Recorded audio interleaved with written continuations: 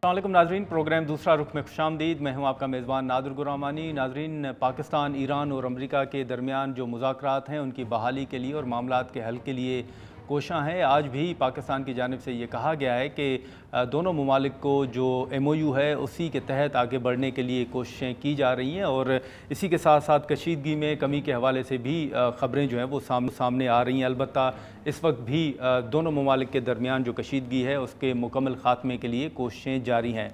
दूसरी तरफ मुल्क के अंदर अगर हम बात करें तो कश्मीर के इंतखाबात को लेकर इत्तेहादी जमात पाकिस्तान पीपल्स पार्टी और मुस्लिम लीग नून के दरमियान इख्तिलाफात बढ़ते हुए नज़र आ रहे हैं। दोनों जमातों की जानिब से बड़े सख्त बयानात भी दिए गए हैं और आज हमने देखा कि उन बयानात के बाद जो मोहसिन नकवी साहब की सदर ममलकत के साथ मुलाकात है उसको भी बड़ी एक अहमियत दी जा रही है। अभी भी कश्मीर के अंदर 2 फेज़ जो हैं इंतखाबात के वो रहते हैं। इलेक्शन कमीशन की जानिब से वो तारीख भी दी गई है, लेकिन ये जो इस मरतबा बिलावल साहब ने ख़ुद और मरियम साहिबा ने जो बयानात दिए हैं फॉर्म 47 के हवाले से, इत्तेहाद के हवाले से, क्या ये इंतखाबात की हद तक ही महदूद रहेंगे या फिर उनका असर वफाक में जो इत्तेहाद है उस पर भी पड़ सकता है या फिर जो इत्तेहाद है उसमें दरार भी पड़ सकती है? जो आगे स्ट्रेटजी होगी उस पर भी हम गुफ्तगू करेंगे। साबिक़ वज़ीर आज़म और पीपल्स पार्टी के सीनियर रहनुमा राजा परवेज़ अशरफ इस वक्त हमारे साथ मौजूद हैं। बहुत शुक्रिया राजा परवेज़ अशरफ साहब वक्त निकालने के लिए। सर, सबसे पहले तो अभी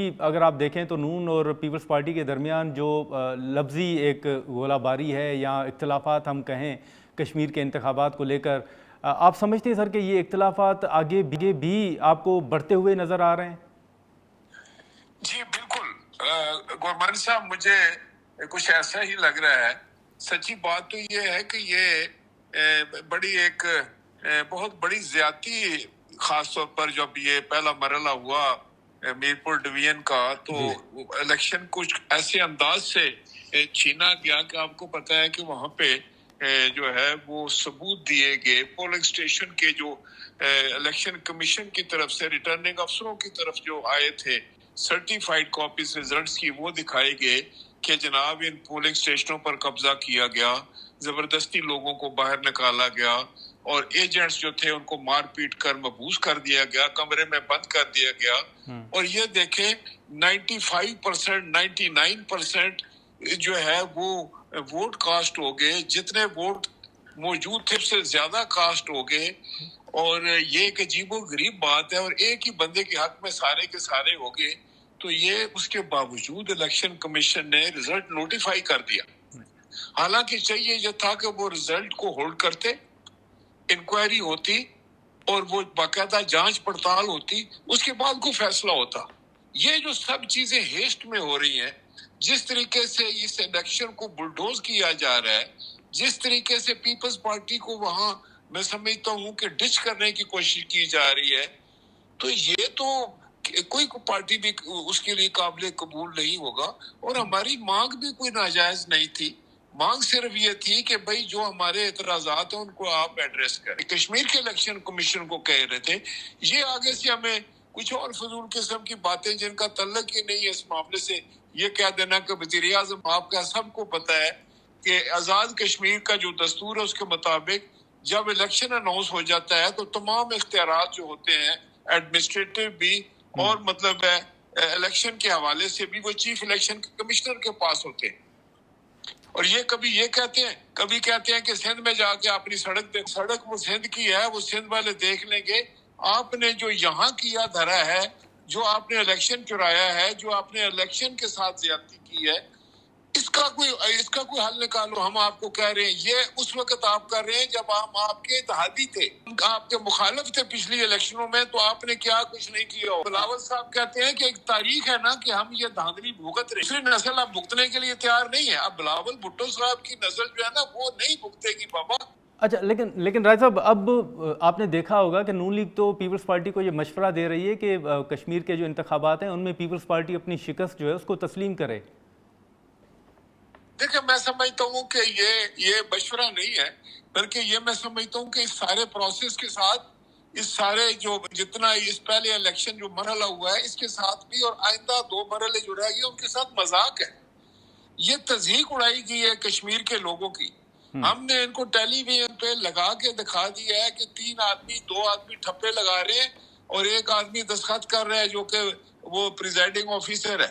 تو کیا جب میں پوچھتا ہوں کہ جب وہ ٹھپے لگا رہے ہیں تو عوام جو ہے ان کو تو مار پیٹ کر بھگا دیا گیا ہے, تو مینڈیٹ کون سا ہے آپ کے پاس؟ یہ وہ وجوہات ہیں جن کی بنا پر میں کہہ سکتا ہوں کہ پیپلز پارٹی کے ساتھ جو زیادتی ہو رہی ہے اور چیئرمین صاحب کو جو اس وقت بات کرنی پڑ رہی ہے, جو اپنے جذبات کا اظہار کر رہے ہیں, اس بیک گراؤنڈ میں کر رہے ہیں. اتنی بڑی زیادتی کسی کے ساتھ بھی ہو, کسی پارٹی کے ساتھ بھی ہو, تو میں سمجھتا ہوں وہ پتہ نہیں کیا کچھ کر لے, لیکن میں یہ ضرور کہوں گا کہ پیپلز پارٹی ایک صبر والی جماعت ہے, ایک تحمل والی جماعت ہے, ایک سینئر جماعت ہے, ایک جمہوری جماعت ہے. تو اس لیے میں سمجھتا ہوں کہ ابھی تک, ورنہ تو یہ جو قطع تعلق کے لیے تو ایک لمحہ چاہیے نا, وہ تو سوچنے کے لیے کوئی گھنٹہ 2 گھنٹے نہیں چاہیے. لیکن یہ اسی لیے کرتے ہیں کہ اس وقت قومی مفاد میں یہ بات ہے, کشمیر کے مفاد میں بات ہے, ہمارے پاکستان کے مفاد میں یہ بات ہے, جمہوریت کے مفاد میں یہ بات ہے کہ آپ لوگ ہوش کے ناخن لیں اور اس قسم کے جوابات اور اس قسم کے ریئیکشن دینے کے بجائے آپ ایک اچھا پیغام دیں. آپ کہیں کہ اچھا بھی اگر ان پولنگ اسٹیشنوں پر زیادتی ہوئی ہے تو آپ دیکھ لیتے ہیں. اچھا, لیکن رائے صاحب اب آپ نے دیکھا ہوگا کہ جیسے بلاول صاحب کے بیانات تھے, اس کے جواب میں مریم صاحبہ نے بھی کہا کہ پاکستان پیپلز پارٹی جو ہے وہ دھاندلی کی ماہر ہے. آپ اس طرح کے بیانات کو سمجھتے ہیں کہ اس کا کوئی جو وفاق کے اندر اتحاد ہے پیپلز پارٹی کا نون لیگ کے ساتھ, اس پر بھی کوئی اثر پڑ سکتا ہے؟ بالکل پڑ سکتا ہے. میں کہتا ہوں کہ جب دوریاں ہوتی ہیں تو پہلے دلوں میں دوریاں ہوتی ہیں نا. ہاں, پہلے یہ زبان جو ہے نا, اس سے نکلا ہوا لفظ واپس نہیں جاتا. اس لیے میں یہ کہتا ہوں کہ جب بھی آپ بات کرتے ہیں سیاسی طور پر یا سیاست میں جب بات کرتے ہیں تو 100 دفعہ سوچا جاتا ہے. یہ تو نہیں آیا کہ جو کچھ آپ کے ذہن میں آیا وہ منہ کے راستے آپ نکال دیں, تو اس سے پھر وہ دوریاں بھی بڑھتی ہیں, مشکلات بھی ہوتی ہیں. اور جب بھی اس طرح کا کوئی ماحول ہو جائے گا اور جو بنتا مجھے نظر آ رہا ہے جو بدقسمتی کی بات ہوگی, تو اس کو میں سمجھتا ہوں کہ اس طرح ان حالات میں تو بہت سوچ سمجھ کے بات کرنی چاہیے, بڑے تحمل سے بات کرنی چاہیے. پرسنل ہونے میں اس کی کیا بات ہے کہ ایک الیکشن ہوا ہے کشمیر میں, آپ نے بھی لڑا, ہم نے بھی لڑا, ہمیں اس میں کچھ جو ہے شکایات پیدا ہو رہی ہیں, ہم نے سامنے رکھی ہیں. آپ ان کو ایڈریس کر دیں یا ثابت کر دیں. جس طرح ہم نے ثبوت پیش کیے ہیں آپ ثبوت پیش کریں. آپ جینوئنلی ہار گئے ہیں تو ہار تو ہم لوگ تسلیم کرتے ہیں, لیکن اگر جس طرح ہمارے چیئرمین نے کہا ہے کہ اگر آپ لوگ دھاندلی کے ذریعے ہمیں ہروا کر کے کہ آپ مانو بھی کہ تم ہارے ہوئے ہو, ایک تو ہمارے ساتھ دھاندلی کرو, ہرواؤ ہمیں, اور اوپر سے یہ مطالبہ بھی کرو کہ اب آپ مسکرائیں اور اس کو ایکسپٹ بھی کر لیں, مان بھی جائیں کہ آپ ہار گئے ہیں. یہ تو بڑی کڑی شرطیں ہیں نا. اچھا, لیکن رائے صاحب اب 2 فیز تو ابھی بھی رہتے ہیں. اگر پیپلز پارٹی کے یہی تحفظات جن کا آپ اظہار کر رہے ہیں یہ برقرار رہتے ہیں تو پھر آپ کے خدشات کیا ہیں؟ ہمارا خدشہ ہے کہ اگر دیکھیں ہم خدشے کی بات بھی نہیں کرتے, ہم تو یار حقیقت کی بات کر رہے ہیں. ہم تو جو پرسوں ہمارے ساتھ ہوا اس کا رونا آپ کے سامنے رو رہے ہیں نا. ہم بتا رہے ہیں کہ یار یہ پرسوں ہوا ہے جی, کہ پہلے وہاں پر پوری گنڈا گردی ہوئی ہے, وہاں پر لوگوں کو زد و کوب کیا گیا ہے, لوگوں کو وہاں پر اغوا کیا گیا ہے. 100 150 کے جتھا جو ہے وہ کلاشن کوفیں اور ہتھیار اٹھا کر گئے ہیں. سارے لوگوں کو انہوں نے باہر نکالا ہے, لوگوں کو وہاں پر مارا پیٹا ہے, قبضہ کیا انہوں نے پولنگ اسٹیشن پر, اور ریزلٹ چینج کیے ہیں.